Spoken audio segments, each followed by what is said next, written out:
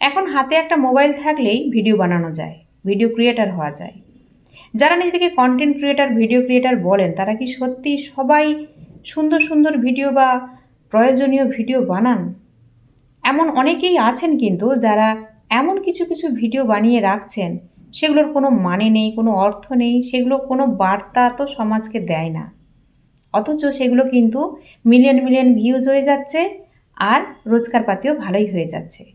তো তাদেরকে বলবো যে আপনারা এই ধরনের যে ভিডিওগুলো বানিয়ে রাখছেন, আপনার ছেলে মেয়েরাও তো তাই দেখছে। আপনার ছেলে মেয়েদের জন্য আপনি কি রেখে যাচ্ছেন? কিছু মনে করবেন না। আজকে আপনি যেটা করছেন, যেভাবে রোজগারটা করছেন, আপনার ছেলে মেয়েরাও কিন্তু আপনার ভিডিও দেখে কাল থেকে সেটাই করবে। কারণ আপনার কাছ থেকে সে সেটাই শিখছে। শুনতে খারাপ লাগলেও, মানতে না চাইলেও এটাই সত্যি। কারণ ভবিষ্যৎ আপনি আপনার সন্তানের তৈরি করেন।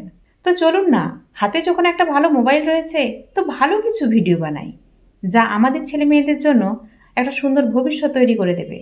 তারাও দেখে কিছু শিখবে, তারাও কিছু জানবে।